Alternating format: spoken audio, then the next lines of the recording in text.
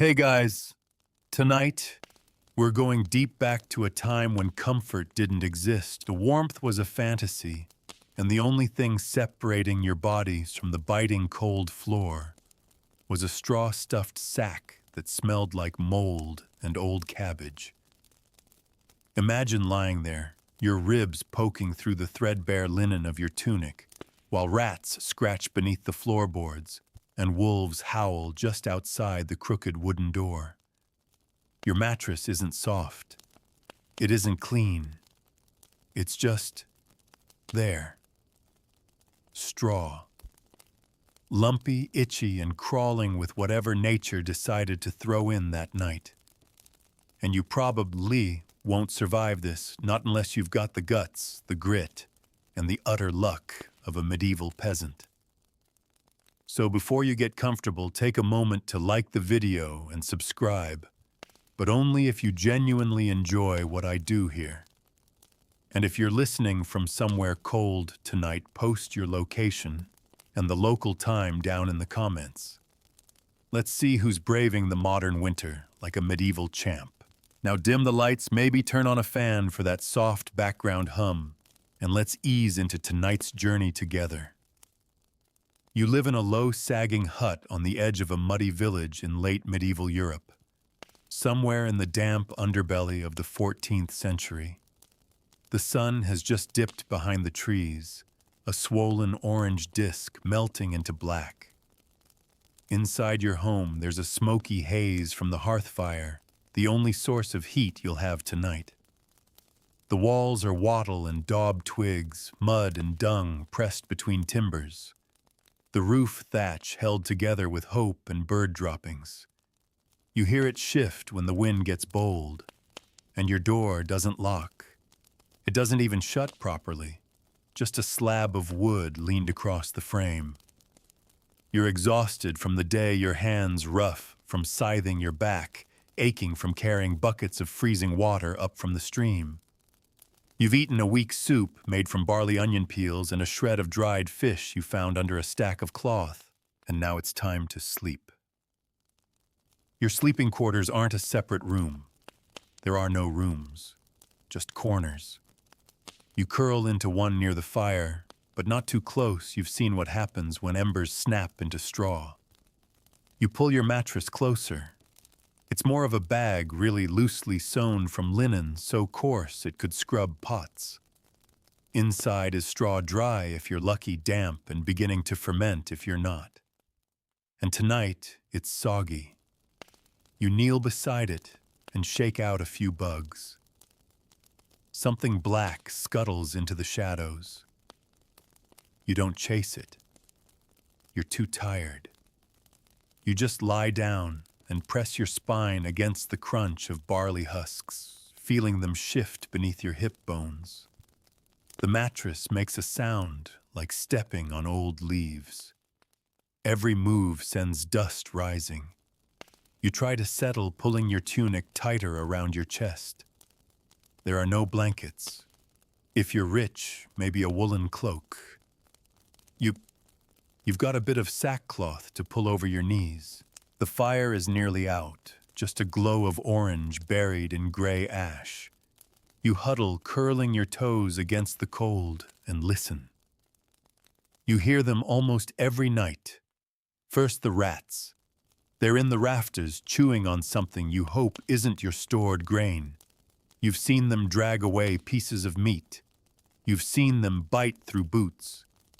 One of them bit a baby once, right through the blanket. The baby lived, but now its cheek has a puckered scar. The rats always sound closer than they are. You know that. But still your muscles tighten when you hear them skitter across the straw. Then the wolves. They never come close, not really. But on nights when the wind howls, their howls answer.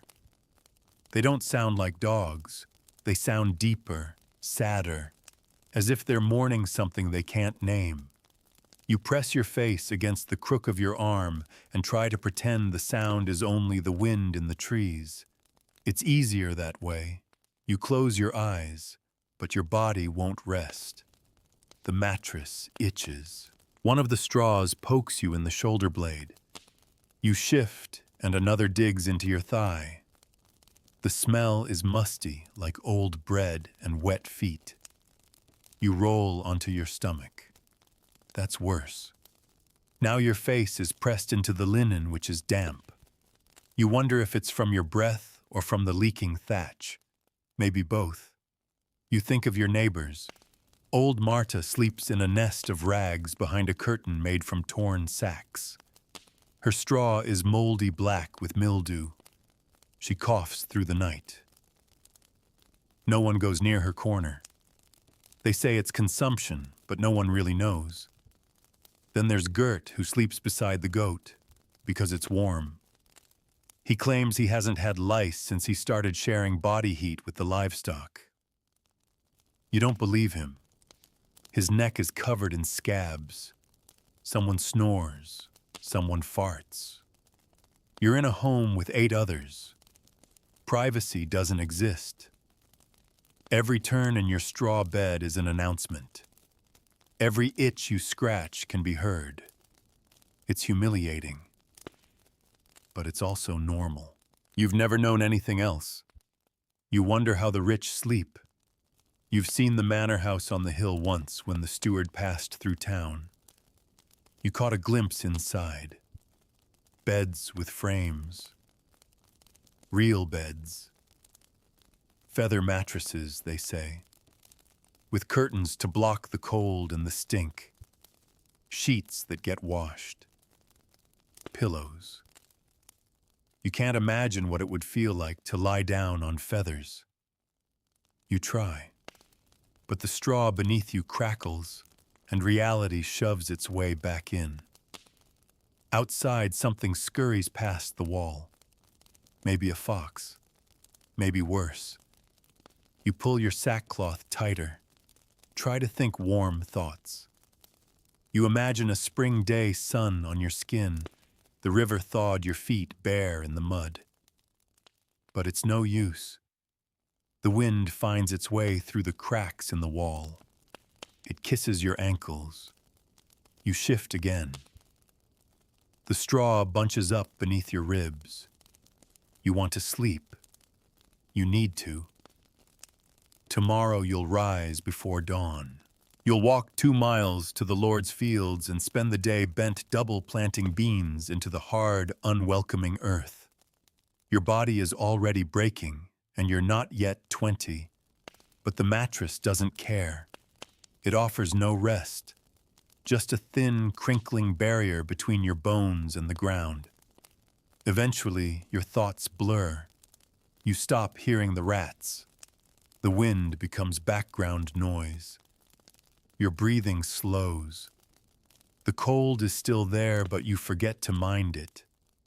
You slip into a shallow, restless sleep, one eye half open, your body curled around the lump of straw like it's a friend who might betray you in the night.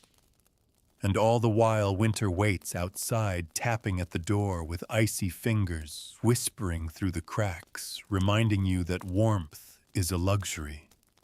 And you with your sack of straw and your calloused hands are not the kind of person who gets to be warm. Tomorrow you'll wake to frost, to stiff limbs and frozen water buckets. But tonight, for a few hours, you lie here still silent, wrapped in the barest semblance of comfort. A straw mattress beneath you. Nothing more, nothing less. And so in the dark silence of a medieval night, sleep finally comes, not because it's easy, but because it must. Sleep doesn't last. It never does. Not here, not like this. One moment you're half lost in a dream, standing in a sunlit meadow, biting into something sweet, something impossible like an apple in winter. And the next, you're yanked awake by a sound you can't name. Maybe it's the wind. Maybe it's the goats stirring. Or maybe it's just the weight of cold seeping into your bones and reminding you that even dreams freeze eventually. Your eyes open to blackness. Not the comforting kind you get behind thick blankets or closed doors, but the murky dark of smoke-stained rafters above and a smoldering hearth gone cold.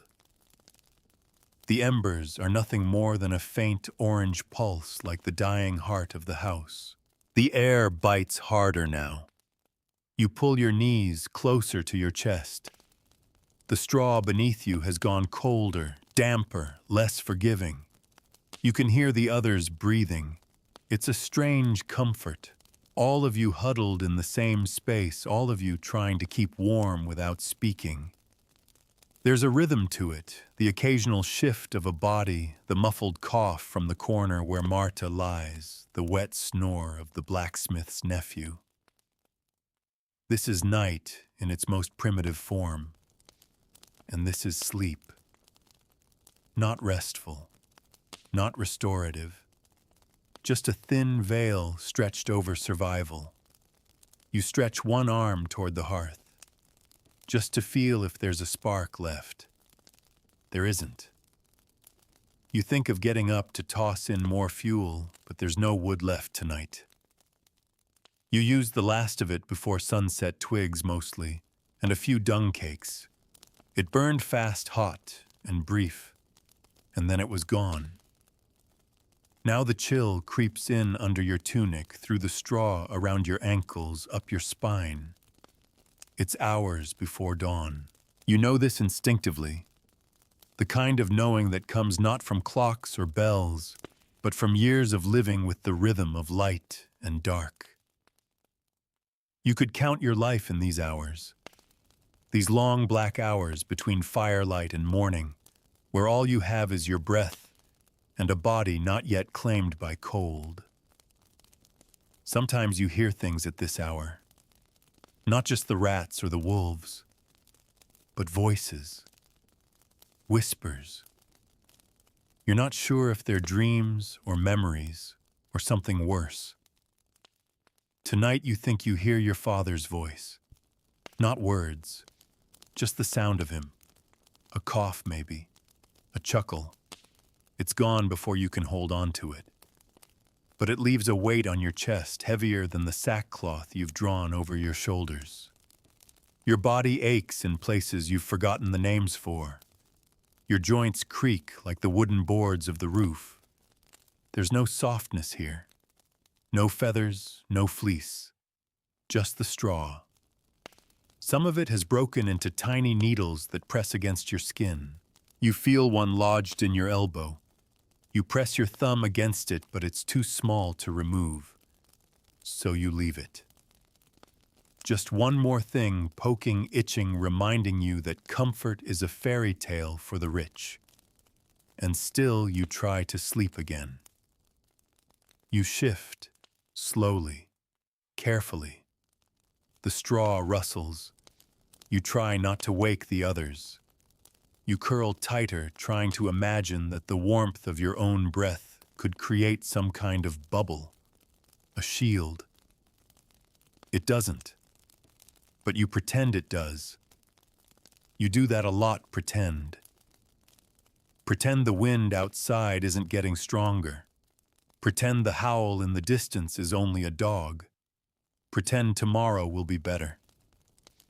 You think of summer, of days when sleep comes easier when you can lie on the grass and feel the sun like a blessing. But even then, the mattress doesn't change. The straw is just drier, the bugs more active. You think of changing it out fresh stuffing from the fields. But straw isn't endless. What you take for your bed, you lose from your animals. And everything is a trade. Once someone mentioned feathers. A traveling peddler spoke of down beds in the city, pillows so soft, you disappear inside them. You laughed then. Not out of amusement, but bitterness. What would that even feel like? To lie down and not feel the shape of every vertebrae against the floor, you shift again.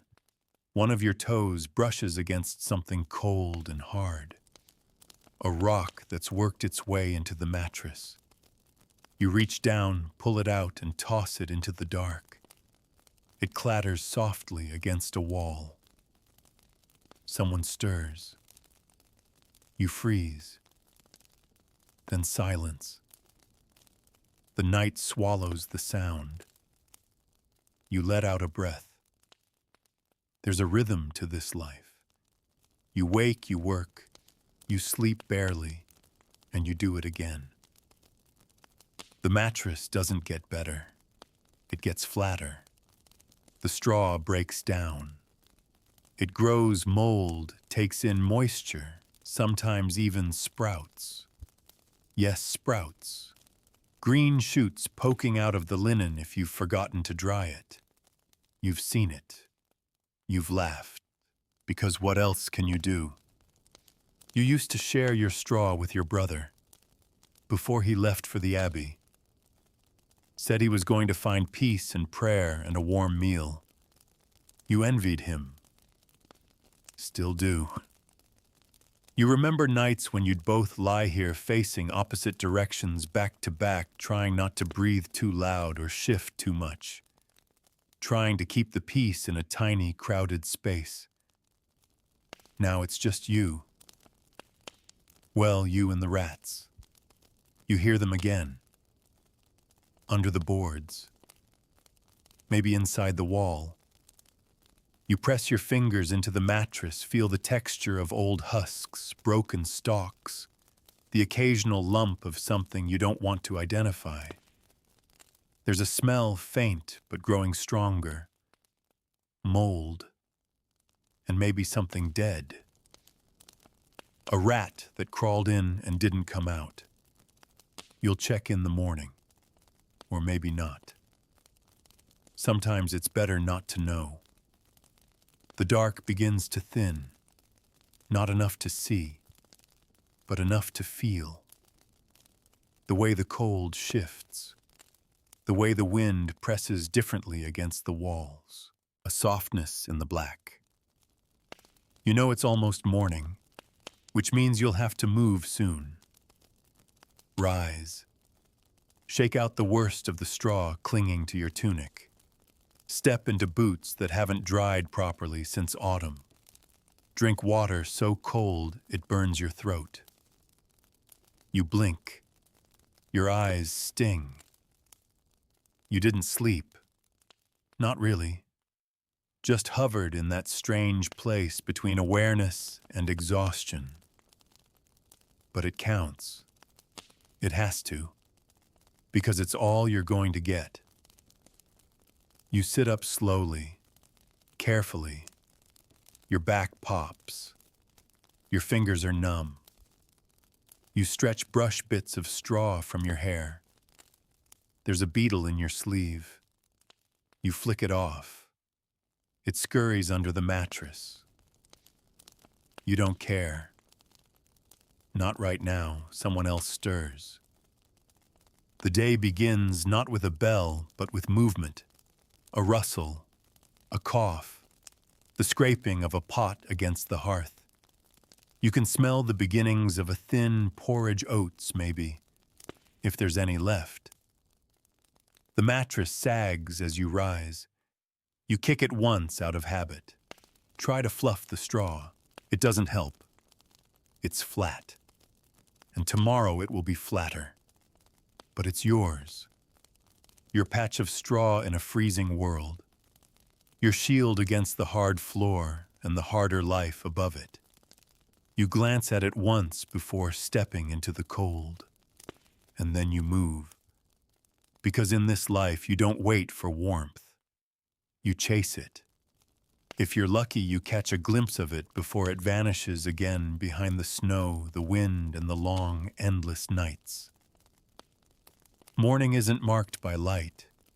It's marked by noise, by shuffling feet, by groans from the older ones, by the squeal of the door being pushed open, brittle with frost. The first breath you take outside is like inhaling a handful of knives. It burns your nose, your throat, even your chest. But it wakes you up in a way no sleep ever could. You glance back inside. The others are starting to stir now, rubbing their eyes, stretching sore limbs, brushing the night off their shoulders. Someone coughs again, a wet, rattling thing that echoes off the mud brick walls. Your straw mattress is a shapeless heap in the corner, still cradling the imprint of your back. It looks exhausted, too, like it survived the night by sheer will. You step over a crooked floorboard, careful not to trip, and grab the same threadbare shawl you always use. It smells like smoke and unwashed wool, but it's something. You wrap it around your shoulders and head for the fire pit. The embers are dead. Someone has already tried and failed to revive them, scattering gray ashes across the packed earth. You kneel and start blowing gently. You use the last of last season's straw, a few saved handfuls tucked in the corner in a cracked clay pot. It catches barely, just enough for a flicker. That straw was once meant for bedding. Clean, crisp, golden. The kind of straw you collect at harvest and dream of lying on before it gets damp, broken, or infested. But that's always how it goes. You start the season with golden dreams. By midwinter, you're trading the idea of comfort for heat, even if it lasts just 10 minutes. Fire eats dreams quickly. As the flames begin to grow, so does the scent of something burning, probably an old stick, maybe dung. The warmth is weak, but your fingers stretch toward it like thirsty roots. Around you, the household starts to come alive. The sound of someone urinating outside, the squeak of the goats being let loose, the creak of wooden buckets being filled at the trough. It's all routine, predictable in its own way. But the straw, it always surprises you. How quickly it becomes part of your body and how impossible it is to remove. Even now, hours after leaving it, you feel pieces clinging to your shirt, your trousers tangled in your hair. You pick one out from the bend of your elbow, another from the inside of your boot. It's always there, inescapable. The medieval equivalent of glitter. The straw mattress, if you can even call it that, isn't replaced often. You'd need time and, more importantly, clean straw. And clean is rare. Most of what you get has been stepped on, soaked, chewed by oxen, or used to soak up spills that no one wants to talk about. But you can't afford to be picky. You sleep on what you have. And when it becomes unbearable, when the stink of mold becomes stronger than the cold, you dump it out, shake the worst of it free, and refill it with whatever dry stuff you can scrounge. One time you used heather. It smelled sweet, made the sleep feel softer. Another time you used hay and woke up covered in tiny bites. Mites, they said. You learned then that not all plants are for sleeping. But straw, that rough, stubborn stalk left behind after the grain's been threshed, it's the peasant's mattress of choice. Not because it's good, but because it's left over. Left over means free, and still it makes a difference. Even 1 inch between you and the frozen ground can mean the difference between waking up and not waking up. You've heard stories, old men who fell asleep on stone and never woke. Their hearts just slowed. Their blood stilled. You believe it. You've felt the way your toes go numb, how your breath becomes invisible, how your fingers lose their color. You remember one night a few winters back. The wind came howling through the village like a beast looking for something to tear apart. The thatch groaned. The door slammed open and shut so many times, someone finally tied it closed with a strip of leather. Inside it was colder than the barn. Everyone slept huddled together, pressed shoulder to shoulder, body heat, doing what the fire could not. You were in the middle, curled like a cat, your back pressed to someone's chest, your knees against someone's spine. No one spoke. No one dared to move. That night, the straw mattress didn't matter. What mattered was closeness. That's how people survive in places like this, by sharing everything, even the air, especially the warmth. The fire sputters as you add a damp log. Smoke curls toward the ceiling, which is nothing but black beams and spider webs. You watch it rise and vanish, and you think again about sleep. Not just what it means here, but what it costs, the toll it takes. Because every night on that straw leaves you more sore, more bruised, more aware of your body than the day before. You feel the curve of your spine pressing through skin. You feel the sharp corners of your knees and elbows. There's no softness between your bones and the world.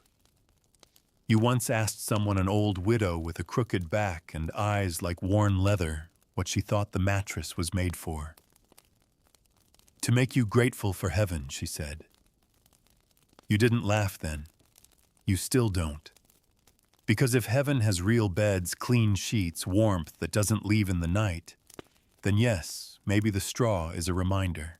A daily reminder that this life is only half the story, but you don't think much about heaven when your feet are cold. You think about hot stones, about a fleece, about anything that might give you one more layer. You'd sleep on bark if it were warmer. You'd sleep on dirt if it didn't turn to ice. Later that day, you help a neighbor replace her bedding. She's old, can't bend much anymore. The sack is heavier than you expect. When you dump it, it releases a puff of dust so thick you have to cough. The straw inside is black, soggy, smells like rot. You empty it completely and fill it with new straw. Still yellow, still warm from the barn. For a moment, it looks almost inviting. She thanks you with a nod. Doesn't say much. Just limps back to the mattress and sinks into it slowly, like a boat settling onto water. You watch her for a second, then walk away. You're not sure if she'll wake tomorrow, but tonight at least she won't be cold, and that's the best you can ask for, really. Not comfort, just not cold, not miserable. That tiny sliver of humanity in a world that eats softness for breakfast. You finish your chores. You eat something lukewarm. You fix a gate hinge. You pat a goat. And as the sky bleeds red again, as the sun slides behind the forest, you return to your corner, to your mattress, to the shape of your body still pressed into the straw. You lie down. The straw pokes your side. You shift. It pokes your hip. You sigh. And slowly, without surprise, without ceremony, you begin the long, uneasy descent into another night. The mattress greets you like an old enemy, familiar, unavoidable, and full of tiny betrayals. You lower yourself onto it with the same slow caution you've developed over the years, careful not to crush too much of the straw, cautious not to stir anything that might be living in Sid. The sack lets out a long, wheezing sigh beneath your weight, like it's tired too. You both are. Outside, the wind is picking up again. You hear it hissing through the cracks in the wattle walls, brushing past the eaves, whispering threats you've grown too weary to fear.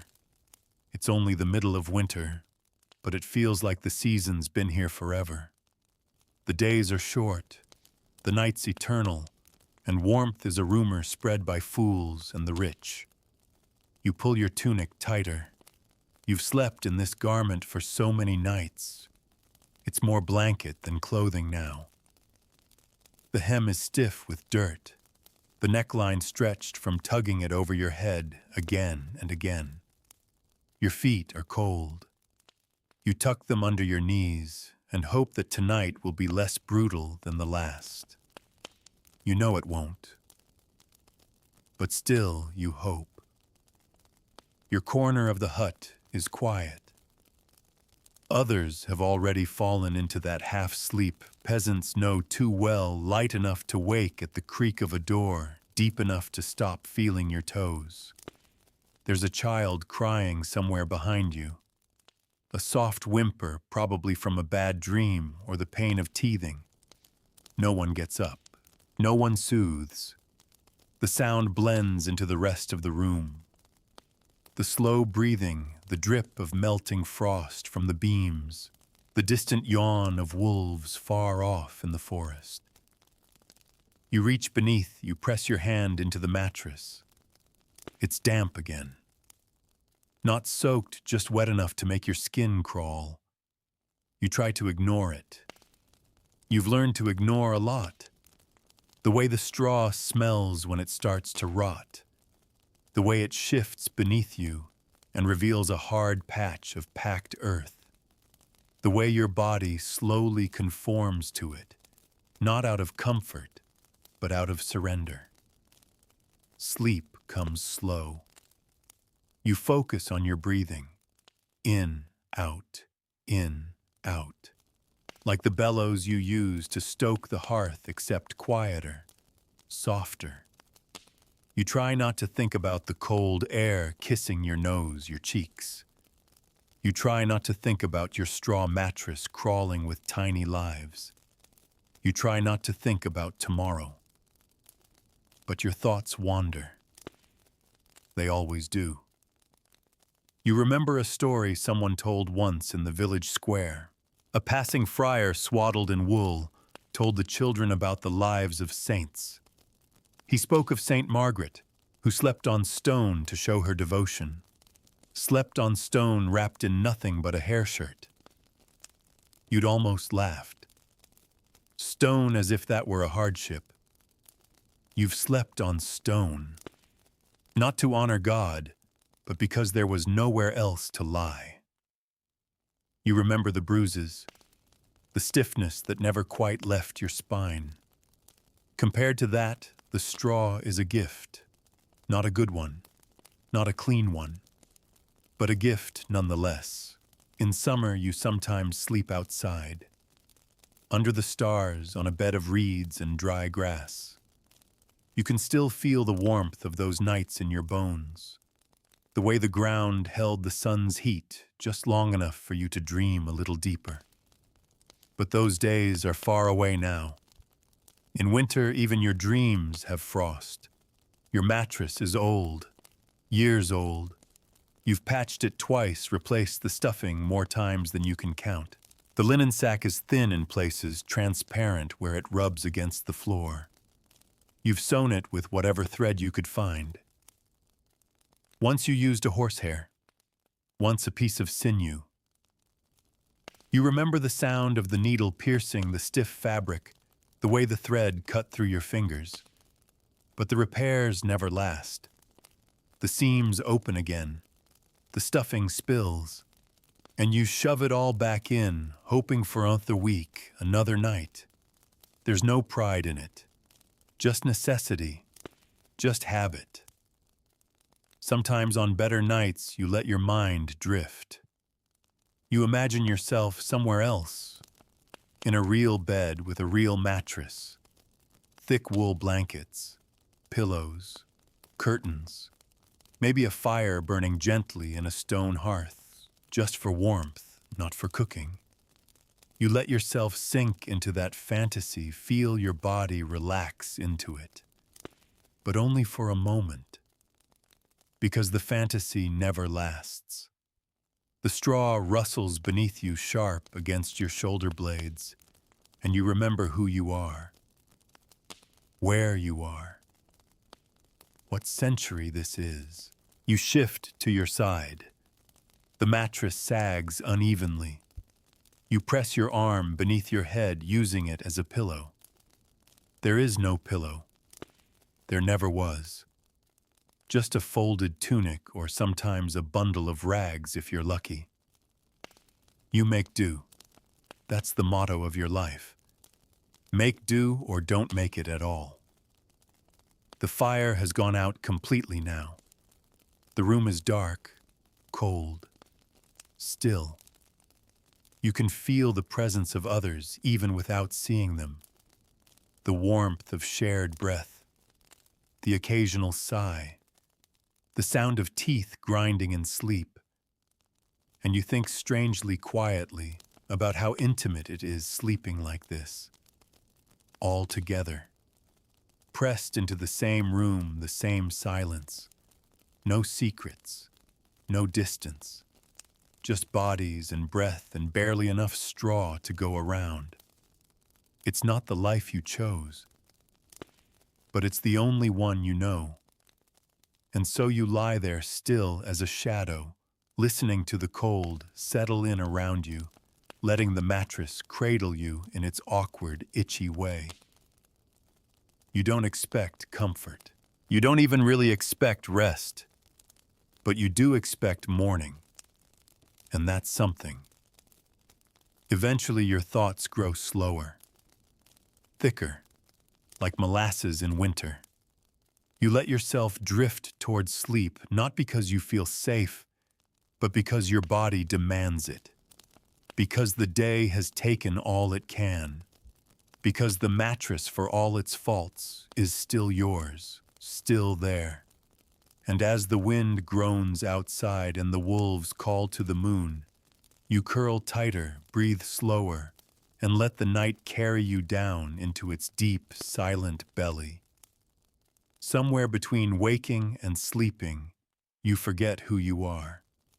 You're not a peasant anymore. You're not cold. You're not curled on a sack of moldy straw.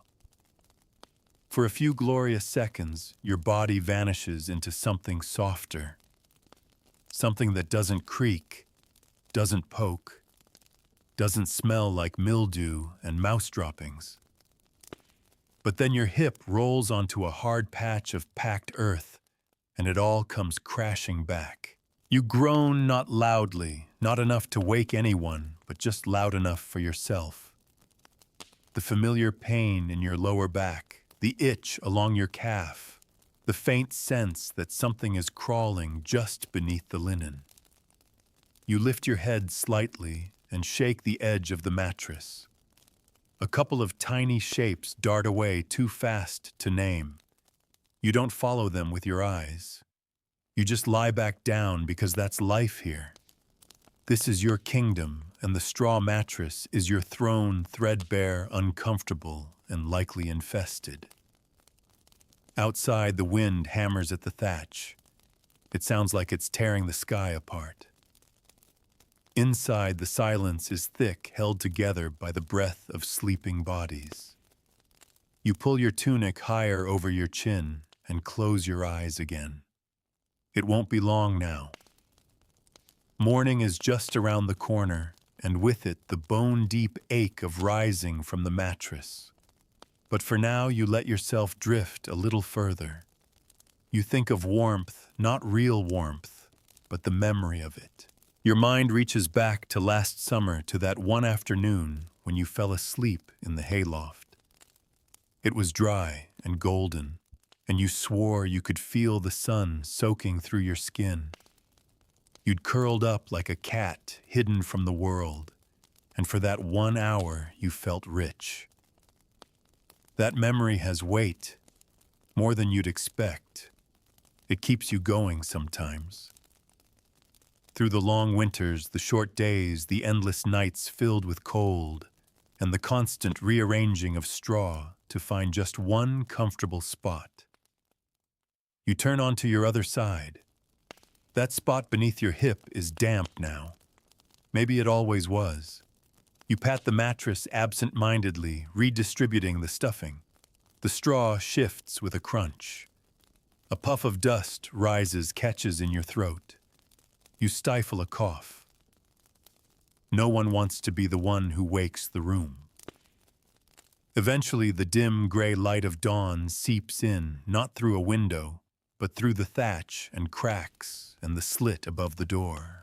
It's barely light at all, but compared to the pitch black of night, it might as well be blinding. One by one, the others stir. An arm shifts here. A foot stretches there. A snore becomes a groan. No one speaks, not yet.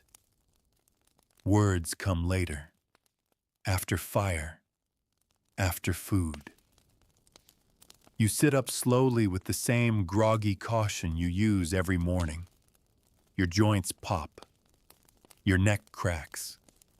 You press your fingers into the small of your back and breathe out sharply. Then you look down at your bed. The straw is crushed thin, scattered.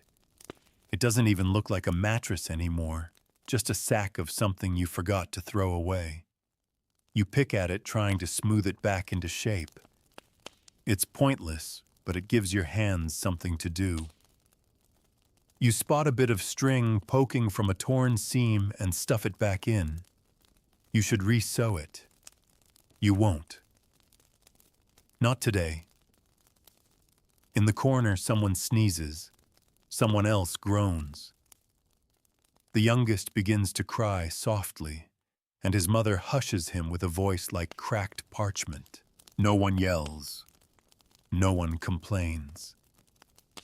This is just how the day begins. You rise from the mattress legs, shaky feet bare against the frozen ground. The floor steals what little warmth you have left. You step gingerly, as if the earth might bite. Maybe it will. Everything else in this world seems to. Your tunic hangs loose on your frame. You've lost weight this winter, everyone has. Less food, more work, colder nights. You look down at your bed again and think, at least I have one. Some don't. Some sleep on bare floors, on benches, in barns, under trees. The straw mattress might be miserable, but it's still more than nothing. Later in the day, while helping to thresh barley in the Lord's field, someone tells a story about a traveling minstrel who claimed he once slept on a bed of feathers. Real feathers packed so tightly that you couldn't feel your own weight. Everyone laughs. Not because it's funny, but because it's impossible. You can't imagine not feeling your own weight. Here, the mattress exists only to remind you of it. Every turn, every breath, every shift presses your bones deeper into its scratchy, uneven surface. When you finally return home that evening, your body aches in familiar places. The muscles in your legs throb. Your shoulders feel like they've been beaten with sticks. You eat what's left of the porridge, thin, watery, flavored with regret, and curl up in your corner. Back to the mattress. Back to the straw. You fluff it out of habit. Shake it a little. Try to rearrange the stuffing into something resembling comfort. It never works. But you do it anyway. Then you lie down. The chill reaches you immediately. The mattress feels like it's been waiting for you all day, waiting to poke, to shift, to creak and complain beneath your weight. And yet you feel something strange, something almost like gratitude. Because even though it's uncomfortable, even though it's filthy, even though it's filled with more complaints than comfort, this mattress is the one place in the world where you're allowed to stop, to curl into yourself, to shut your eyes and be still. It doesn't judge. It doesn't ask. It doesn't leave. It's not warm. It's not soft. But it's yours. And in a world where everything else is temporary food, health work, even people that means something. So you close your eyes, take a deep breath, pull your tunic tighter, and sink back into the straw, back into the sounds of your sleeping family, back into the dark breath of the house, and let the night take you slowly, roughly, without apology. The night creeps in, like fog, silent, heavy, inevitable. By now, your body knows how to lie still before your mind does.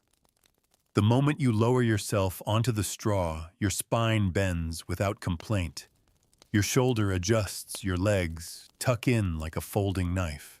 The mattress crackles beneath you louder than you remember, and a sharp edge of straw finds the hollow between your ribs. You shift. The straw shifts back. The game begins again. Sleep in a house like this isn't something you fall into. It's something you negotiate with. There's no point trying to find a comfortable position. Comfort is a luxury, and this is survival. You aim instead for a spot where the straw doesn't scratch, where the wet patch from earlier has dried slightly, and where no beetles are currently calling home. That's your benchmark. That's your bedtime goal. And if the cold doesn't bite too deep, if the wind doesn't get too loud, you might just manage a few hours of light, dreamless rest. The ceiling above you is black, ribbed with smoke-stained beams and littered with cobwebs. You can see none of this in the dark, but you know it's there. You've spent too many nights staring up into the void, too many early mornings watching the light slowly sketch the same sagging rafters into view. You know the exact places where the thatch leaks. You know the sound of mice skittering across the beams. You know the flutter of a sparrow that sometimes finds its way inside and panics until the dawn. It's strange how well you know this space, how it knows you back. You've grown up with it. A piece of straw lodged in the corner of your mattress might be the same stalk you slept on years ago.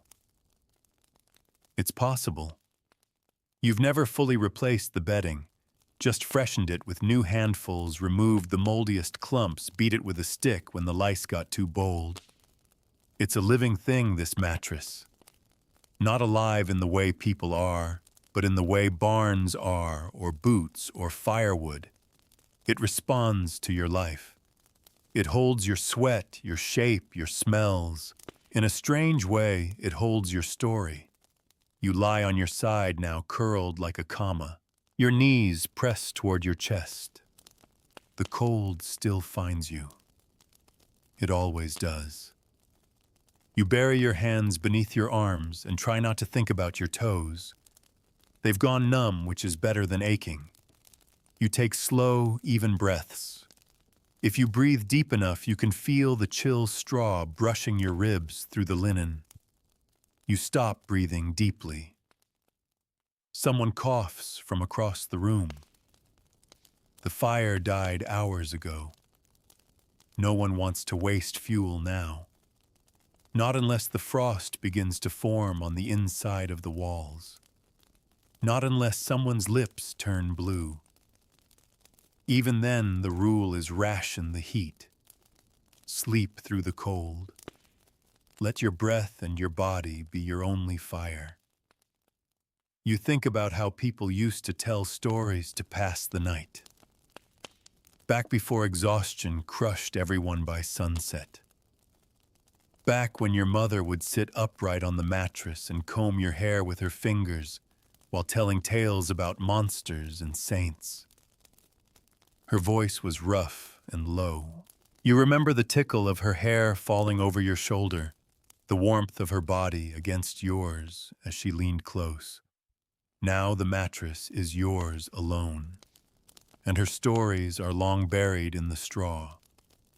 You wonder how she slept here, how she lay night after night, turning her aching bones on this same sack of threshed barley stalks, and prayed for the morning. Maybe she didn't sleep. Maybe she just waited. Just like you. You shift again slowly. The seam of the mattress catches your calf. It's torn open slightly again. You'll have to stitch it in the morning. Not because it helps much, but because when straw spills out, rats come looking. You've learned that the hard way. You once woke up with one sniffing around your head. Tiny nose twitching whiskers fearless. You didn't scream, just rolled away and pretended it was a dream. But you never forgot. You wonder sometimes what it would feel like to fall asleep without fear, without cold, without straw stabbing your back. Would your body even know what to do? Could you really rest, or has the hardship become part of you, etched into your spine, your skin, your breathing? It's a strange thought. But everything feels strange in the dead of night, when the whole world seems to pause and all you can hear is your own heartbeat and the faint scratching of mice in the walls. You close your eyes tighter. Try to imagine something else. A different place. A bed filled with feathers, maybe. A woolen blanket tucked around your shoulders. A fire still crackling, not sputtered out. The kind of night you've only heard about in stories, warm, silent, clean. But even your dreams smell like smoke and straw. You hear a creak nearby. Not a person, something else. You freeze. Wait. Listen. It passes. Just the house settling, maybe. Or something brushing the outside wall. A fox. Or the wind. You don't get up to check. You never do. If something wants to come in, it will. A latch won't stop it. A prayer might. You pull the sackcloth higher over your shoulders. It's scratchy and cold where it isn't damp. But it's all you have. You tuck your chin down, try to hide your face from the air. The mattress beneath you has flattened further during the night. Your hip bone touches the earth now. You can feel the cold of it raw and deep. You press your hand into the straw, try to redistribute the stuffing. It doesn't work. It never really does. But you try. Because doing something, anything, is better than lying still and feeling the earth slowly pull the warmth from your bones. There's a rhythm to this. Not comfort, but repetition. The same routine night after night. Shake the straw. Find the driest spot. Curl up. Pray for warmth. Hold still. Try not to think. Try not to feel. And eventually, if you're lucky, sleep comes. Not sweet, not gentle, but heavy, like a weight dropped on your chest, like your body giving up for a few hours. And when it does, when your breath slows and your limbs go still, you slip once again into that strange in-between. That not place where dreams are only half-formed and the straw beneath you no longer matters, and you forget briefly that you're poor and tired and cold. You forget everything until morning. The first real sign of morning isn't light, it's sound. A rooster crowing somewhere behind the neighbor's hut. A pot clanging as someone clumsily fumbles for water. A cough so dry and deep it sounds like it came from beneath the floorboards. You hear it all, while still lying there motionless, half asleep on your mattress of straw. You don't move yet. Not because you're still resting, but because movement means pain. Movement means letting the cold in. Movement means getting up and facing the fireless morning with a body that feels like it aged 20 years overnight. The mattress has compressed even more, somehow, as if it continues to shrink under your weight even while you sleep. You feel the packed dirt floor through the thinnest spots. The The straw beneath your shoulder is almost gone entirely. You shift to the other side, but it's no better there. You sigh long and low and roll slowly onto your back, listening to your spine crack like old timber. You stare up at the ceiling. The daylight is faint now, just enough to draw outlines of things you've known by heart for years. The curved beam above your head, the spiderweb in the corner that no one bothers to remove anymore, the tattered cloth hanging on the far wall. The whole room is lit in dull gray, the kind of morning that promises no warmth and little joy. You sit up slowly, brushing bits of straw off your tunic. They cling like burrs, tiny reminders of the mattress you've just escaped. Some pieces are lodged in your hair and your sleeves, even in the creases of your knees. You pull them out one by one without thinking, the ritual, now muscle memory. A daily grooming, born not of vanity, but necessity. The sack that holds your straw has split again. The seam at the edge where you rest your legs is gaping. You poke a finger in and feel the straw brittle, damp, lifeless. You should replace it. You know that. But you also know you won't. Because fresh straw is harder to come by than people think. It's not just lying around. The best of it goes to the animals first, then the roof, then maybe, just maybe, to the bedding. But by the time it reaches you, it's already broken, trampled, already half compost. You take what you can, the lowest of the low, what's left behind. You used to think you'd fix the mattress completely someday. Start over, stitch a new sack, fill it to bursting with golden straw. Make it soft, dry, warm. A proper bed, if not a fine one.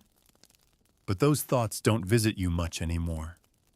Not after so many winters. Not after so many sleepless nights and aching mornings. You hear footsteps behind you, someone else waking up. You don't turn around. You just stand brushing the last of the straw off your legs and stretch your arms overhead. The bones crack again. Your shoulders ache. Your hips feel locked in place. And still, somehow, this is normal. This is expected. No one complains about the mattress. Not out loud. Complaining doesn't change it. It doesn't make the straw less sharp or the sack less torn. It doesn't stop the mold from spreading or the mice from nesting. Complaining here is like yelling at the moon. So you adapt. Quietly. Carefully. Some people try tricks. Marta the widow sprinkles mint leaves between the layers of straw, says it keeps the bugs away. You tried it once, but the leaves just turned brown and stuck to your skin. Gert lays a sheepskin over his straw. He says it softens the impact. You tried that too until the fleas found it. Now you sleep like everyone else, half numb, half aware, praying that you don't wake up colder than you went to sleep. Later that morning, while chopping kindling outside the hut, you see a merchant's wagon roll through the muddy track that cuts across your village. It's a rare sight. His cart is stacked high with goods sacks, pots, ropes, and in one corner a bolt of thick wool. Real wool. Heavy enough to keep a man warm even in the worst of winter. And in that moment your thoughts drift to your bed. You imagine cutting that wool, sewing it into a thick outer layer for your straw sack. Maybe it would stop the drafts. Maybe it would keep the moisture out. Maybe, just maybe, you wouldn't wake up shivering. You shake the thought from your head. The wool is too expensive, not meant for you. Probably already promised to the manor or the steward's wife. You return to your work and let the fantasy pass, like the wagon, like warmth, like everything else that doesn't belong to you. That evening, as the sun begins to fall and the sky bruises to violet, you check the mattress again. You lift one side, give it a firm shake. A few flakes of straw drift out. Something skitters across the floor and disappears into a crack in the wall. You don't flinch. You don't even blink. You fold a piece of cloth and shove it into the torn seam, trying to keep the stuffing inside. Then you press your hand flat against the mattress, smoothing it the best you can. It's uneven, patchy, but it's ready. Because no matter what the day held, hunger, pain, cold, back-breaking labor, you always return to the same place, the same sack of straw, the same sleep that waits with open arms and clenched fists. As night falls once again, you settle down slowly, your bones finding their usual grooves. The mattress exhales beneath you. You close your eyes and let the darkness settle over your face like a second blanket. And in this moment, this quiet, breathless moment, you find the strangest comfort. Not because the straw is kind, but because it's consistent. Because even misery, when known and familiar, can feel a little like home. Oh, breathe in the cold. It burns your nostrils and settles in your chest like smoke. The mattress beneath you creaks softly as you shift, trying to tuck your toes beneath the folds of your tunic. Your knees knock together. The straw is thinner now than it was just a month ago, though you couldn't say exactly when that happened. It thins like breath in the wind, slowly, invisibly, and then all at once. Still, it holds your shape. In a strange way, your body has carved itself into this bedding. You could lie down with your eyes closed and find the exact groove your spine belongs in. Your shoulder fits into the hollow you've made over years of curling to one side. Your elbow sinks where it always has. You are quite literally etched into the straw. A quiet pride lives in that. No one else could sleep here. Not properly. The mattress has been broken to fit only you. Or maybe it's the other way around. Maybe you've broken to fit it. You're not sure which is worse. You lie on your back, staring up into the black rafters. No candle burns tonight, no oil to spare. Your breath rises, visibly floating into the icy air before disappearing. It's so quiet you can hear the creaking of the beams as they adjust to the cold. Sometimes in the middle of these long nights, the thatch makes sounds that seem too deliberate, like footsteps on the roof. But you know better. It's just the wind, always the wind, dragging branches, shaking straw loose, gnawing at the edges of your world. Beside you, someone shifts in their sleep. A cough rattles out from the far side of the room. You recognize the rhythm of its short, dry bursts like twigs snapping in the fire. It's been there for weeks, maybe longer. It gets worse at night when the air is still and sharp. The cougher's name is Tomas, or maybe it was. You don't know if he'll still be coughing by the end of the week. You close your eyes and let your hand slide across the top of the mattress. Bits of broken straw stick to your skin. One piece finds a soft spot between your fingers and stings like a thorn. You flinch, but don't cry out. Just pull it out and flick it into the darkness. The mattress rustles as you roll onto your side again. The rustle is louder than it should be. Straw shifting, brushing, compressing. It always reminds you of leaves underfoot in autumn dry, brittle, loud in their dying. Sometimes if you wake in the middle of the night, you think the sound is something else. An animal maybe, or a whisper. But it's always just the straw, your old persistent companion. You remember a time barely vaguely when your family had enough straw to replace the whole sack at once. That was during the good harvest, when the grain came in thick and golden, and no one in the village spoke of hunger for at least 2 months.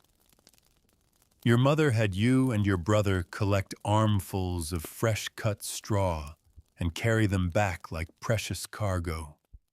You spent a whole afternoon stuffing the new straw into the sack, pressing it down, breathing in the warm, sun-baked scent of it. That first night, you remember sinking into the mattress and feeling like you were floating. The stalks were springy and soft. No mold, no mites, just warmth. For one whole night, you almost felt like a lord. But that was years ago, long before the bad winters, long before your brother left, long before your mother's hands began to shake too much to stitch. Now the straw is no longer gold. It's gray, brown, black in spots. It smells like the inside of an old boot. But you keep it because it still separates you from the dirt. And in this life, that's everything. You've thought about sleeping directly on the ground. Some people do. Marta did it when her mattress finally collapsed. Said it didn't make much difference. Said the bugs were less active down there.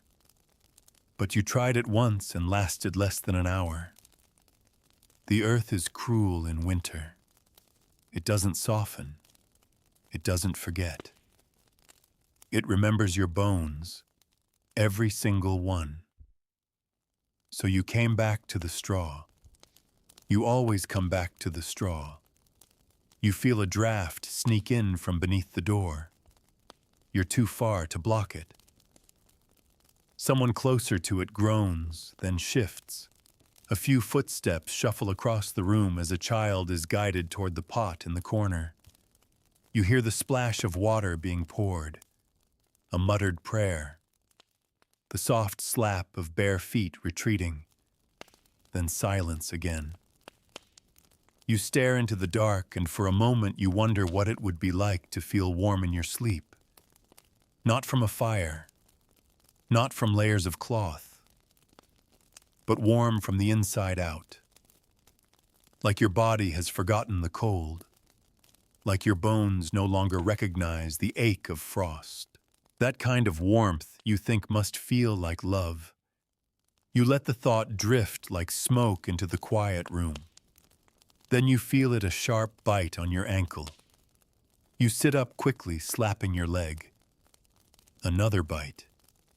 You scratch at your skin, frantic but silent. You know this game. The mattress has fleas again, or lice, or something nameless, something ancient. You lift the edge of the sack and peer inside with your fingertips. Nothing you can see. But you feel them. Tiny, persistent itches blooming like nettles beneath your skin. You sigh. Not in anger, just exhaustion. It's always something. Always the straw turning against you in new creative ways. You lie back down this time with less grace. The mattress doesn't protest.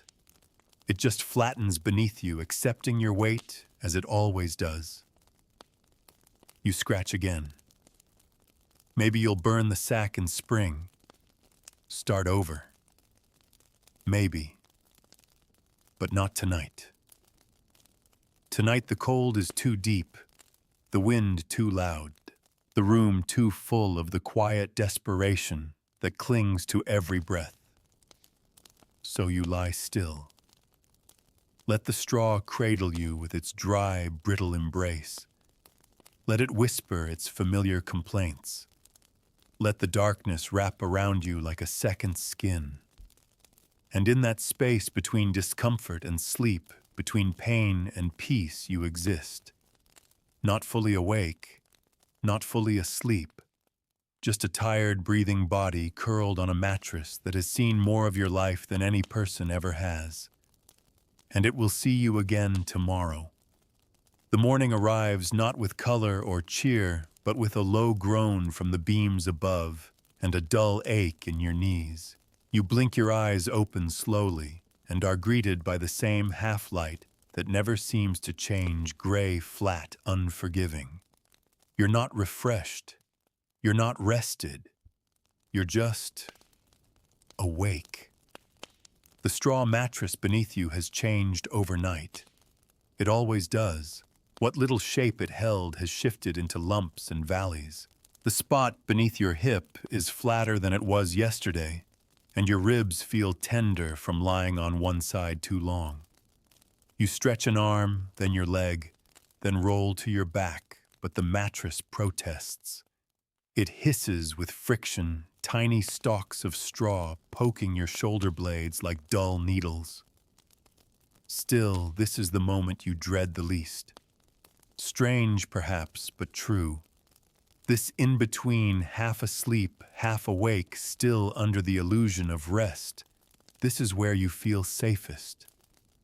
Before the cold outside touches your bare skin, before the clamor of labor calls your name, before you are reminded with every stiff movement that survival is your only occupation. You sit up. The mattress sighs beneath you, exhaling dust and straw crumbs into the air. You brush your legs off, then check the edge of the sack. Another tear. Wider now. You poke your fingers into it and feel the straw wet again. Of course it is. The corner of the room leaks when the snow melts on the thatch. You thought you'd patched it. You hadn't. You stand slowly, your joints complaining in ways they shouldn't at your age. You step over your brother's old sleeping space. It's empty now, though you haven't changed the mattress. It still holds his shape. Still has the same sag in the middle like a ghost keeps sleeping there out of habit. You don't touch it.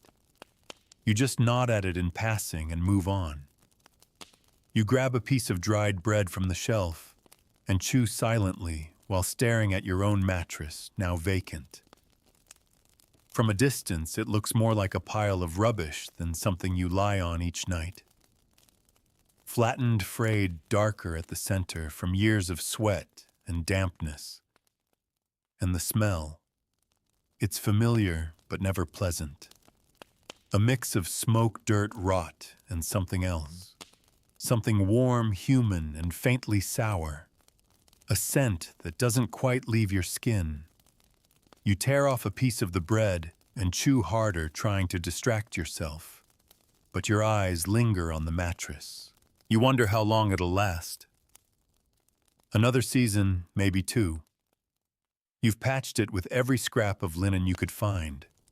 An old apron, a torn sleeve, the edge of a flour sack. Some days you imagine yourself gathering enough straw to make a second one fresh, full, clean. You dream of it like a traveler dreams of a warm bath. But dreams cost nothing. Straw does. Later that day, after hauling firewood and tending the goats, you return to your corner to sit. Your knees are too stiff to stand much longer. You lower yourself onto the mattress not to sleep, but just to exist without weight for a few minutes. The straw crunches. A splinter finds its way into your thigh. You curse under your breath and pluck it out, flicking it toward the wall. As you sit, you notice the way the mattress leans now. The center is sunken. The edges have risen up slightly like walls curling inward.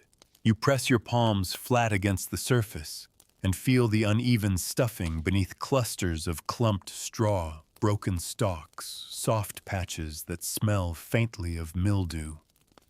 You give it a good shake, hoping to redistribute some of the chaos. It helps for all of 5 seconds. And then the dust hits. A thin puff of particles rises into your face, tiny flakes of husk and dirt, maybe dried insect shells. You cough, wave a hand, and remember why you try not to disturb it too much. The mattress has its own weather system now. One gust too strong, and it clouds the room like chimney soot. Someone near the door is sewing. You hear the rhythmic pull of thread and the soft sigh of fabric. You glance up to see Marta patching her own straw sack. Her fingers are cracked and red but steady. She threads the needle like a priest, praying the rosary methodically, reverently. You nod to her. She doesn't look up. You watch her for a while, wondering how much longer you can put off fixing your own mattress. The hole near your feet is bigger than you remembered. A few pieces of straw have spilled onto the floor. You pick one up, twirl it between your fingers, then toss it into the hearth. It doesn't burn. It just smolders. You think about how many hours of your life you've spent lying on that sack. How many nights you've curled around its lumps, breathed in its must, dreamed inside its folds. The mattress has seen every part of you, your childhood illnesses, your bruised ribs the night you shivered so violently you thought you might die. And still it takes you in each evening without question. There's something oddly comforting in that. At dusk, the wind picks up again. You shove the mattress closer to the hearth, hoping for some leftover heat from the firewood you begged off the blacksmith's apprentice. The flame is weak, but it glows. That's enough. You lie down. The straw stabs your ankle. You roll to avoid it. The other side feels colder. You pull your tunic tighter and bend your knees close to your chest. The fire crackles once, then dies. And then it's just you, the dark, and the mattress. It rustles as you breathe. It creaks beneath your heartbeat. It is uncomfortable, and yet it holds you in a way nothing else in this world does. Not because it wants to. Not because it was designed for love. But because it has no choice. Just like you. By the time you begin to drift off again, the fire is no more than a smear of dying orange beneath the ash. The room around you folds in on itself, shapes vanish, noises fade, time softens. You can almost forget the way the straw pokes through the linen and presses into your spine. Almost. You've grown used to the itch, to the little stings along your calves, to the strange, twitchy sense that some tiny legged thing is exploring the space between your shoulder blades. It's not comfort you feel lying here in the dark. It's just routine. The same way your hands know how to find the well in total darkness. The way your tongue knows the bitter taste of the broth before you even sip it. The straw mattress is no different. It's just another fact of life you've stopped questioning. Outside, the wolves call to one another across the wide, cold fields. The sound is haunting. You once asked someone why wolves howl like that, and they said it's to find each other, to remind themselves they're not alone in the dark. You don't know if it's true, but the thought follows you into the stillness now. The straw shifts beneath you. It's gone flat again. You slide your hand beneath your thigh, trying to fluff a few clumps upward. But the straw doesn't want to rise anymore. It's tired, like you. You wonder about the others. Are they awake too? Across the room, Marta coughs in her sleep. The child near the hearth whimpers and is hushed with the brush of a mother's palm. Everyone lies still, each on their own nest of straw, all wrapped in whatever rags they've managed to hang on to this winter. The mattresses are not all alike. You've seen them some thinner, some thicker, some so flat they might as well be nothing at all. Some are bound with ropes to hold them together. Others are just piles loosely kept beneath worn sheets. One man sleeps directly on bundles of rushes tied together with string. He claims they're less noisy than straw. You doubt it, but you also haven't tried. You've heard of down-filled bedding, feathers, even cushions packed with wool. They speak of such things in taverns when the fire's high and the ale's strong. But you've never seen one, not with your own eyes. And until you do, they remain stories, like dragons or warm baths. You shift again. This time it's not a splinter, but a chill that stirs you. It creeps in from the edge of the mattress, where the floor meets the wall. A crack in the timber, maybe, or a breeze from beneath the foundation stones. You pull your tunic tighter, slide deeper into the curve of your own body, hoping to trap what little warmth you have. There are nights when the mattress is your enemy, nights when it feels more alive than you, fighting your every movement, digging into your most tender places, whispering mold into your lungs.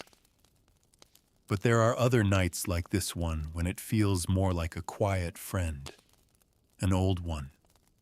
The kind who never leaves, who's seen every side of you, who never offers comfort, but never refuses it either. And tonight, that's enough. You hear the faint rustle of a rat in the corner. Not loud, not aggressive, just the telltale brushing of fur against wood and straw. It's looking for crumbs or warmth. You don't move. You've learned not to. Rats fear sudden motion. If you stay still, they keep to the edges. If you shift too fast, they scatter, but they return later. You used to be afraid of them. Not anymore. Now you're just careful. You keep your food wrapped in cloth. You shake your boots before slipping them on. You stuff dried mint around the edges of your mattress, though you're not sure it does anything at all. Still, it gives you the sense that you're doing something, that you have some control, even if it's just the illusion. The mattress creaks again. Your breath puffs in front of your lips, a faint cloud in the airless dark. You listen to it dissipate like everything else. Sometimes you wonder what will happen when the straw gives out completely, when the sack finally tears from end to end and spills its guts across the floor. Will you patch it again?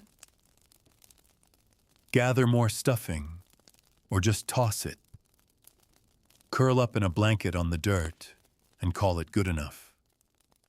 You don't know. Maybe you'll cross that bridge when you reach it. Or maybe you'll sleep right through it.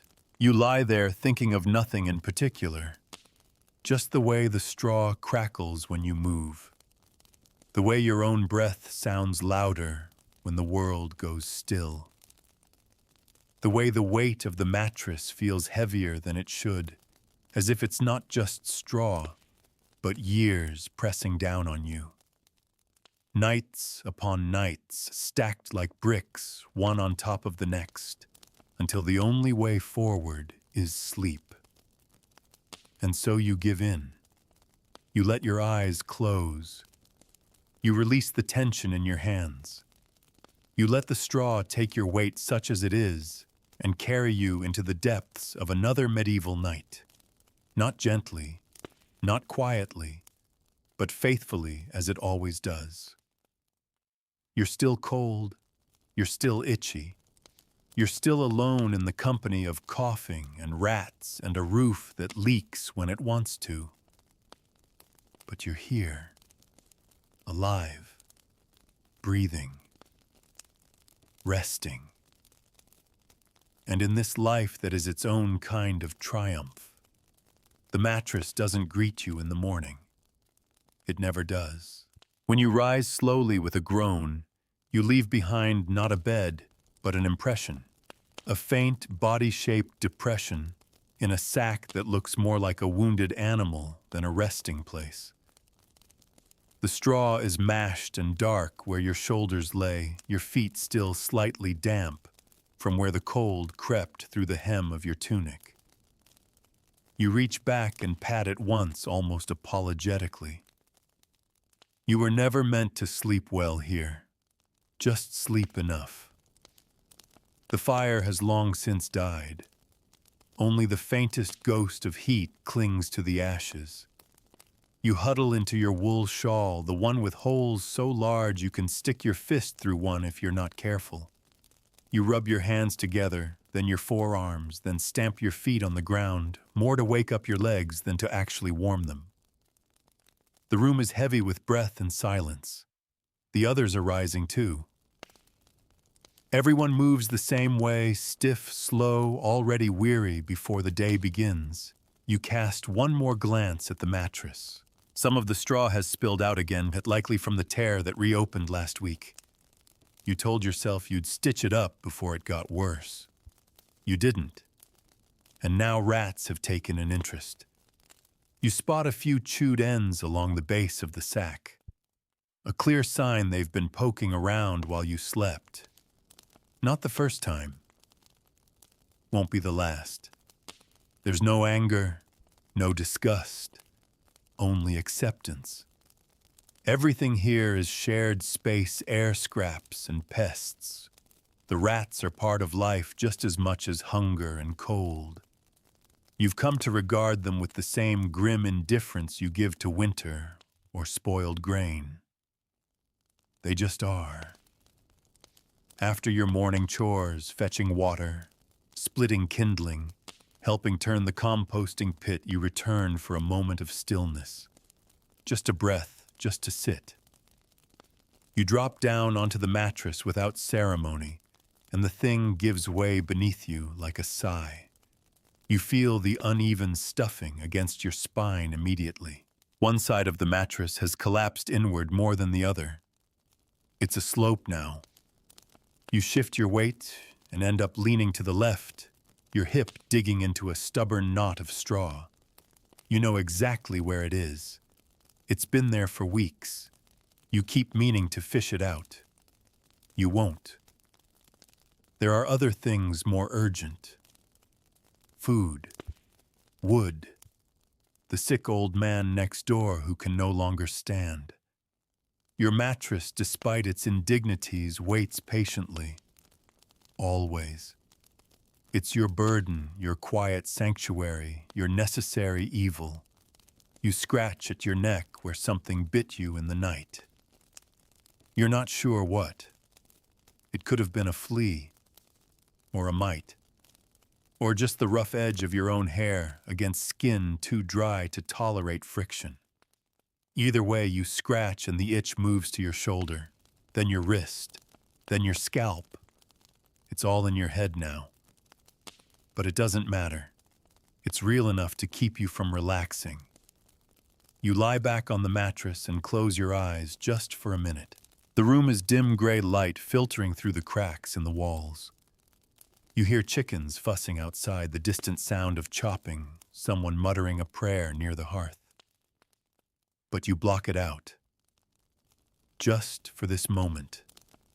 Just you and the straw and the groaning wood beneath. You run your hand across the fabric of the mattress. The linen sack is thinning more than you expected. It used to be a flour bag hand-stitched at the edges, doubled over with twine to hold its shape. Now the twine has frayed and the stitches have loosened, and your fingers can poke through the seams like they're barely even there.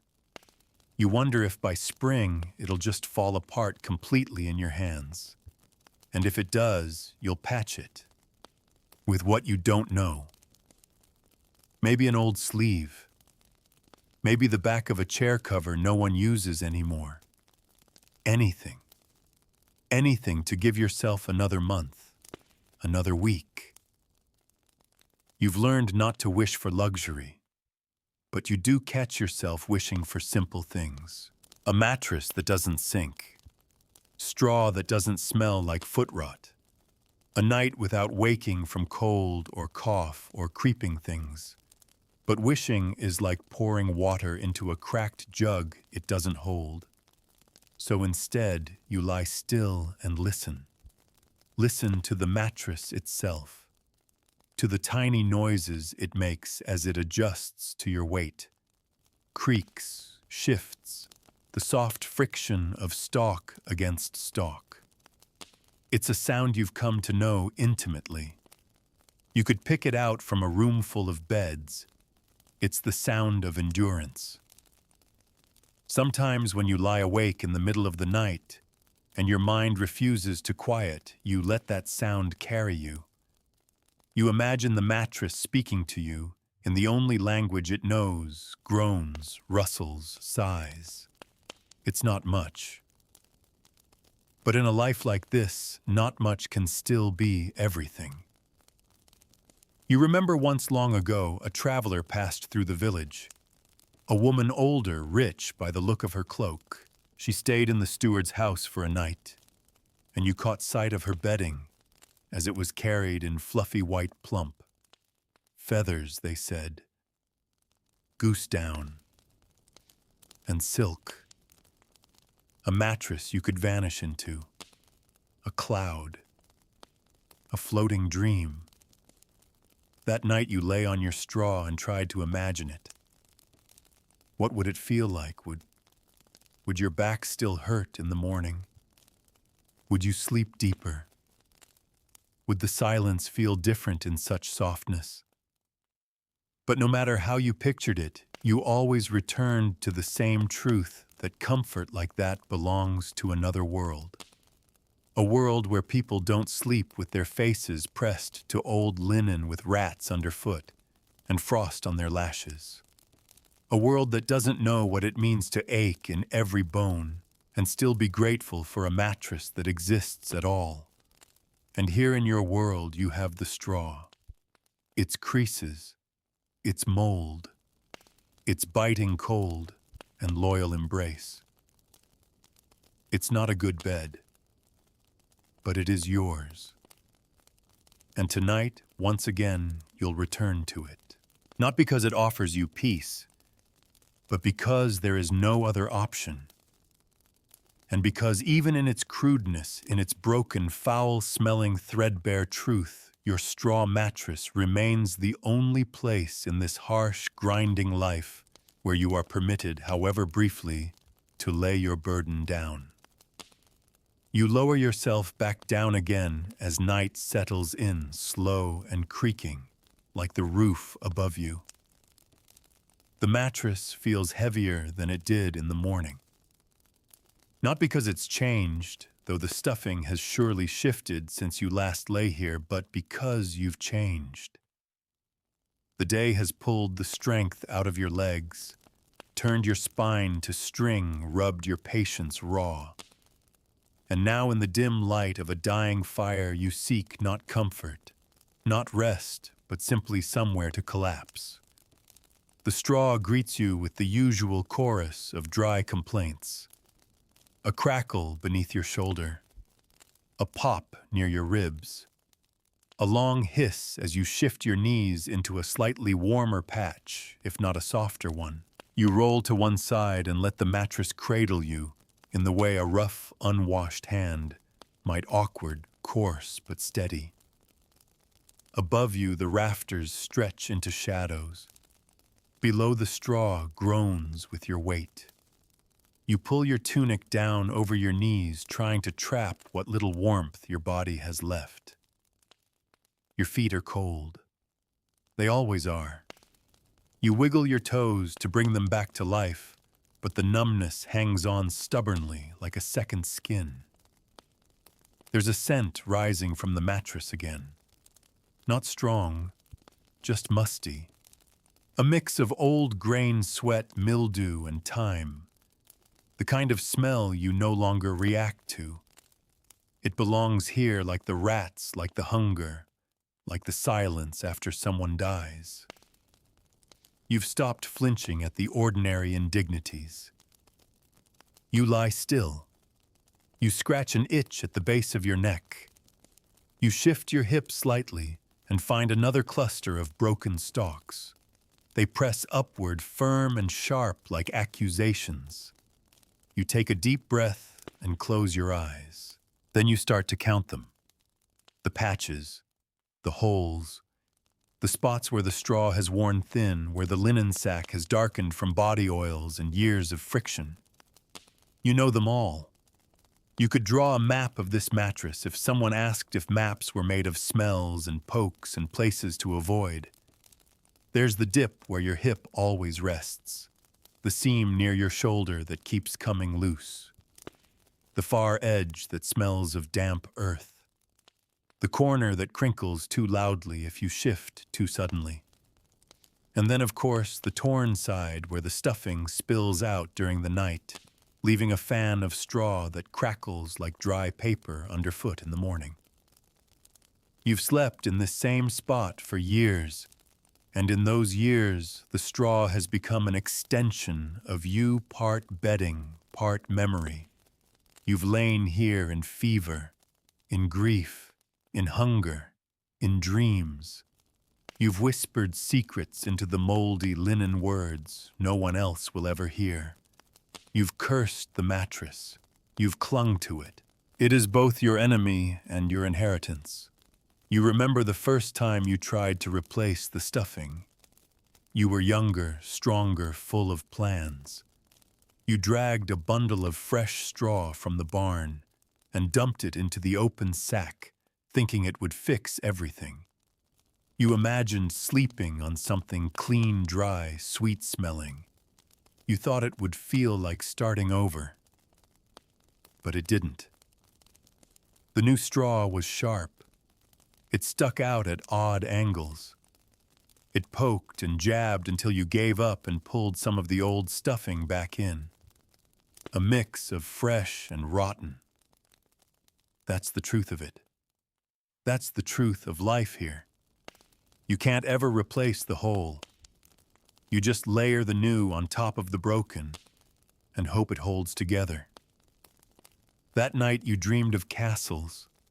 You dreamed of tapestries on the walls, of candles burning in sconces of beds tall enough to need stools, down pillows, silk sheets. You saw yourself under a blanket so heavy it pinned you in place, warm from crown to toe. And when you awoke, still cold, still curled around yourself on the same scratchy mattress, it took a full minute before you remembered where you were. You didn't tell anyone about the dream. There was no point. Dreams here are luxuries you can't afford to describe. You roll onto your back now, slowly, carefully. The center of the mattress offers no resistance. It's collapsed entirely. Your spine presses into the hard-packed floor beneath. You wince, then sigh. You don't try to fix it. You just adjust your expectations. That's what the mattress has taught you more than anything. Not how to rest, but how to endure. Sometimes in the deep quiet of the night, when even the rats have gone still, and the wind has paused to catch its breath, you wonder how many others are lying on mattresses just like yours, across the village, across the hills, across the centuries. People rising and falling with the rhythm of straw and suffering. You wonder if they too press their fingers into the seams, wondering how much longer the linen will hold. If they curse the cold in the same hushed tones. If they ever dreamed of feather beds only to wake with straw in their hair. You don't feel sorry for yourself. That's not the emotion. It's something quieter. A tired kind of knowing. A kinship with the discomfort. A familiarity with the ache. And maybe that's why the mattress stays. You've had chances, tiny ones, to leave it behind. An offer to sleep in the barn during a family gathering, a space near the hearth when an elder passed. But you always return to your straw, to your corner, to the sack that knows your name without needing to speak it. Because here in this space there's a strange kind of dignity, not pride, not comfort, but belonging. The mattress doesn't pity you. It doesn't promise rest. It simply remains. Flat, prickly, musty, and unyielding. And somehow, that's enough. You close your eyes. The straw crackles beneath your breath. Your heartbeat slows, and again, as so many nights before, you begin to drift, not into dreams, not into softness, but into the quiet space where sleep is not a gift, but a compromise. Where you and the mattress meet in the middle with nothing but your weight and its patience. The darkness deepens again.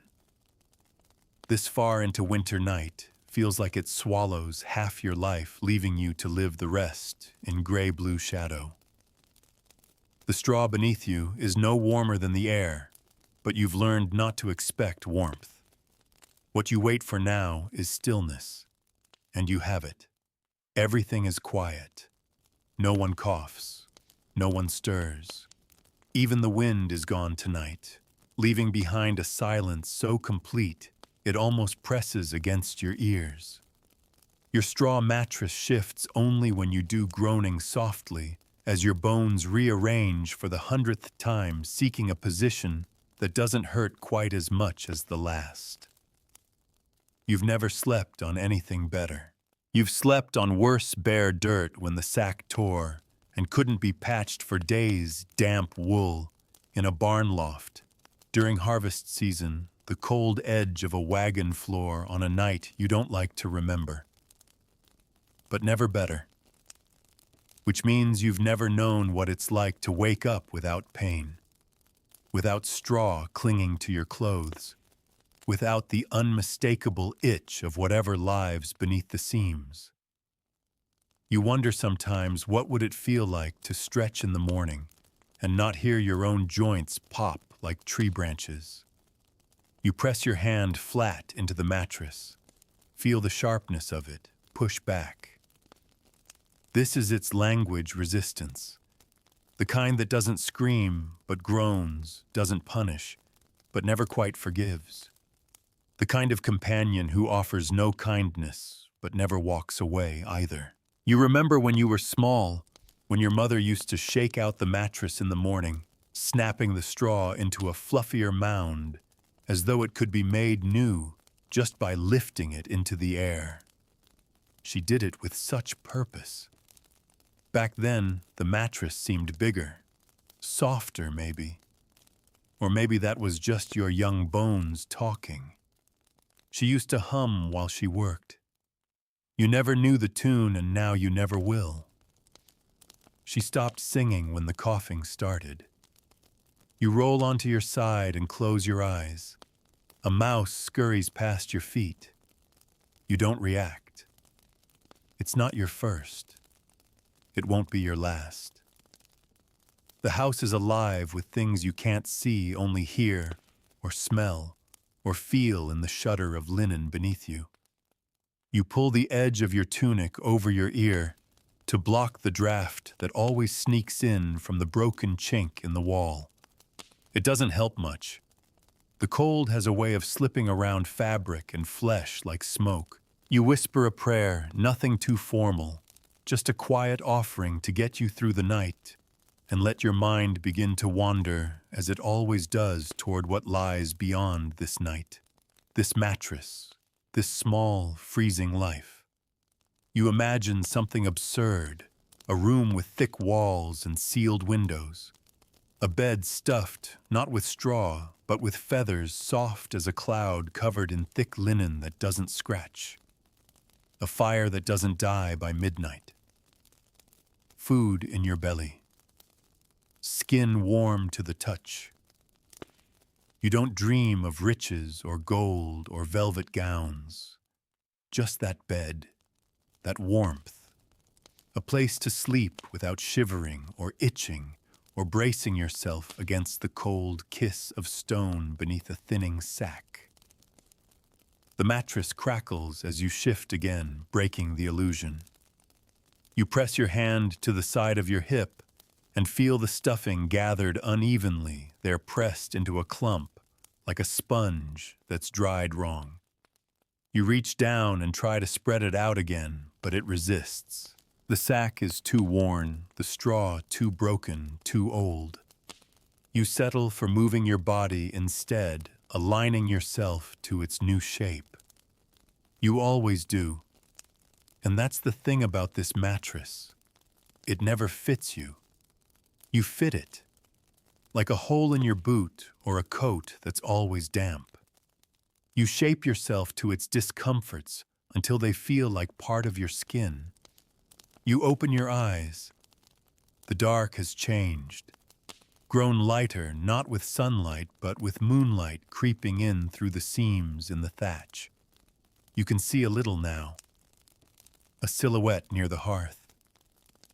Someone curled up sleeping, a beam overhead dusted in frost. Your breath rises in the pale air. You hear it again, that distant sound of wolves, not close but not far. Their cries stretch across the hills like threads pulling the world tighter. You imagine them curled in snowdrifts beneath trees, their bodies warmer than yours, their sleep deeper. They don't worry about straw. They don't lie awake trying not to move for fear of feeling everything all over again. You envy them for a moment. Then you laugh soft, dry, barely a sound at all. The straw shifts under your shoulder and you freeze. For a second, it sounds like footsteps, like someone creeping across the floor. But it's just your imagination, just the way old straw settles. You exhale. There's something ancient about this bed. Not the mattress itself, it's been patched and refilled and dumped and restuffed more times than you can count, but the act of sleeping this way, on the floor, in the cold. Blankets made from your own clothing. The simple, brutal, undramatic work of surviving night after night with nothing but your breath and a sack of broken husks. You are not the first. You are one in a line of bodies stretching back through time, all wrapped in linen, all curled in straw. And you find something strange in that, something like comfort. Because if they endured it, so can you. The mattress doesn't creak anymore. You've found your stillness. You've found the place where the itching quiets and the cold becomes background, and the pain is just another rhythm in your bones. You let yourself float. Not into dreams exactly, but into that deeper layer of rest where the world forgets your name and you stop trying to remember it. And the straw holds you not kindly, but reliably. The stillness is deceptive. You lie there unmoving, half asleep, and the straw mattress seems at last to have surrendered. It no longer groans beneath you. No fresh scratches, no new lumps rising up to press into your spine. For a moment you begin to believe it has grown gentle, like perhaps all these years, together, have forged some truce between your bones and its brittle frame. But the truth is the mattress hasn't softened. You have. You've learned its language. You know where to lie, how to curl your legs to avoid the damp patch near the edge, how to arch your back just slightly to stay above the worn-down hollow in the middle. Every movement is calculated, practiced, not to find comfort, but to dodge pain. And in doing so, you've reshaped yourself to fit its needs. There is no blanket tonight. Not really. Just the long tunic you wear day and night stretched down to cover your feet, and a shawl thin enough to see through. You ball one end under your chin, as if the act of tucking it closer might trick your body into feeling warm. It doesn't. The cold has long since crept inside, not just into the room, but into you, settling behind your eyes, beneath your ribs, around your toes, like a second skeleton. You breathe slowly, carefully, as if exhaling too fast might disturb the balance of everything, the fireless air, the near silence, the illusion that this night is different from all the others. And then the straw moves. Not much, just a tiny shift beneath your shoulder, a ripple in the stuffing. You freeze lips, parted ears, straining. The rats are back. You hear them not beneath the mattress, but beside it at the wall near the crack by the beam. You know their schedule. You know the way they scurry along the edges, first cautious, testing, looking for crumbs. And then if the house stays still long enough, they get bolder. You wait. You don't move. It's a game of patience now. Eventually they retreat. Or maybe they just pause. Either way, the rustling stops, and you let yourself exhale again. You lie back down fully slowly, like you're rejoining the straw after a brief absence. It resettles with a dry sigh, and you find your shape once more. The mattress has molded to you so fully that even the smallest shift feels like betrayal. You remain in place still as a stone. You think of Marta, who last week replaced the straw in her own sack. She managed to beg a bundle of fresh-cut stalks from the manor steward, half-rotten, but better than nothing. She dumped the old stuffing into the dung pit and filled her mattress anew, humming to herself as she worked. That night she complained of stiffness, said the straw was too sharp, too unfamiliar, said she missed the feel of her old bedding. You didn't understand her then. You do now. There's a certain security in this mattress, terrible as it is. A familiarity that allows you to sleep even through the cold and the hunger and the things that bite. Because it doesn't surprise you anymore. It doesn't change. It simply is. Hard. Sharp. Loyal. And that's more than you can say for most things in life. You close your eyes and drift again, not fully into sleep, but into that loose, floating state where thoughts slide into one another like leaves in the stream. You think of fire, of hands, of the shape your back takes when you lie on grass, of the time a friend gave you a scrap of fur to place between your hips and the straw. You used it until the lice took it over. Then you burned it, regretted it, moved on. You remember that once you were told heaven has beds like clouds, real clouds, that you sink into and never want to leave. You didn't understand it at the time. You didn't know what a cloud felt like. Now you imagine they must feel like not this, not sharp, not wet, not smelling of rot and old sweat. But even that image begins to fade as sleep threatens to take you again. You shuffle slightly to loosen your knees, and the mattress shifts with you, not forgivingly, not kindly, but predictably.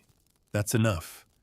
You lie on your side now, curled like a comma, your face pressed close to the rough linen. It smells of old nights, of damp days, of too many winters gone by. Your cheek itches. You don't scratch it. You don't even care. Your body is too tired to complain. You give in, and for a moment, in the deep breath before sleep claims you again, you feel something like peace. Not because the mattress has grown gentler, but because you've grown used to its cruelty. You've accepted it. And that acceptance is what gets you through the nights. Because while the wolves howl, and the snow falls, and the cold sneaks through cracks in the wall, you remain.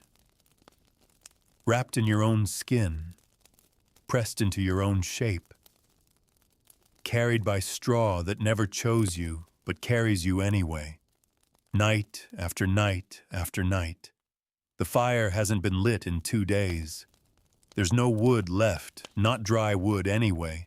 And even if there were, no one wants to waste it on smoke that just climbs into the rafters and vanishes into the holes in the roof. You huddle into your corner with your knees to your chest, the straw mattress beneath you, holding on to its last breath of warmth, if you can call it that. It doesn't matter anymore. You've stopped hoping for warmth. Now you hope for stillness, for sleep without interruption. You hope that the rats keep to the far side of the room tonight, that the children don't whimper too loudly in their dreams, that your own stomach doesn't growl loud enough to wake you. You turn onto your side and the mattress moves like a bag of dried leaves. That sound, soft, crinkling, ancient, has become part of your life's rhythm. The mattress never truly lets you forget where you are, not even for a moment. If you dream, the straw is there too, pressing into your skin, whispering through your sleep like wind through an empty field. The linen sack that holds the straw is nearly useless now. You've patched it with string scrap cloth, even bits of animal sinew, and still it gapes. The straw inside is dark with damp and age, and you're certain there's more dirt in it than plant at this point. You don't know what keeps it from collapsing completely, habit maybe. The same way your own body keeps going when it shouldn't. You know people who have no mattress at all, who sleep directly on the stone or the packed dirt with only their cloaks for cover. Some say it's no worse than straw. You tried it once out of desperation, thinking you'd spare yourself the fleas. But the cold from the floor clung to your bones like a second skin, and you were shivering within an hour. So you came back to the mattress. Everyone always comes back to the mattress. It's worse now than it was in summer. The straw doesn't dry. It just holds moisture like a sponge, growing colder each time you lie down. And yet you lie down anyway, night after night, because there's nowhere else. There is no alternative. Only this corner, this sack, this layer between your skin and the unforgiving ground. You breathe in through your nose. The air smells like old shoes mold and human breath. You're so used to it that it feels strange when you step outside into the wind. You miss the stink of inside when you're out too long. You miss the mattress too, even when it cuts into you. Even when it makes your skin crawl, because at least it's yours. No one wants your mattress. No one envies it. There's no risk of it being stolen. It offers nothing anyone else wants. But you guard it anyway, as if it were gold. When strangers come through the village, you keep a closer watch on your corner. Not out of fear they'll take it, but because it's all you have that belongs to you and no one else. That's the strange thing, really. For all the misery it holds, the straw mattress gives you a kind of dignity. Not pride, not joy, but presence. A place to exist. A place to return to. Something that tells the world, I am here. I take up space. I sleep like anyone else. You lie back down and feel the straw poking into your ribs again. The linen has bunched beneath your shoulder. You try to smooth it out, but your fingers are too stiff, too tired. You give up and shift instead, realigning your limbs to the contours of the mattress's failings. In the dark, your breathing begins to slow. The wind outside hammers the wall once, twice, then moves on. You hear someone snore softly in the far corner. A dog stirs near the hearth. The world contracts around your bed of straw, shrinking to the size of your body, your breath, your heartbeat. You think again of other lives. What it must be like to sleep in a real bed on something that doesn't wake you with splinters or bites or the smell of mildew. You try to picture it, but it won't come clearly anymore. The idea of it drifts further away each night, like something you read in a book once but never truly believed. And still you don't feel sorry for yourself. Not really. You feel steady, grounded. The mattress beneath you is hard, yes, and cruel at times, but it has held you through every season. It remembers your weight. It forgives your exhaustion. You lie very still now. You've found a pocket of warmth, just enough to quiet your limbs. The straw presses in around you, like a nest, scratchy but loyal. You tuck your hands beneath your ribs. You let your eyes close. And in this last moment of waking, you think, I have survived another day. I will survive one more night.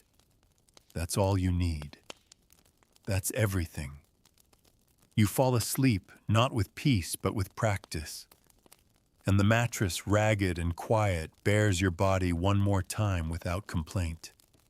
You've made it through the long, slow descent into a medieval night, through the straw, the cold, the rats, and the weariness that creeps deeper than bone. The straw mattress may not offer comfort, but it offers place. A little square of earth where someone just like you lay night after night and whispered themselves into sleep with the rustle of broken stalks in their ears. Maybe right now your own bed feels warmer, softer, cleaner. Maybe you can feel your own blanket pulled over your chest, your pillow cool beneath your cheek. And maybe, just maybe, you're starting to appreciate those things a little more. History wasn't grand palaces and shining armor. Not for most. It was this quiet, aching routine of survival. The 1,000 tiny discomforts that wore down the body, but kept the spirit quietly burning. And yet, even in the worst corners of time, people found ways to lie down, to sleep, to carry on. It wasn't about comfort. It was about persistence. One breath at a time. One cold night after another. So now, as your own body sinks deeper into stillness, let go of the cold. Let the noises of the rats and the wind fade. You're safe, you're still. You've traveled far enough for tonight. Close your eyes. Let your thoughts settle. There's nothing more you need to do. Sleep now. The straw will hold you.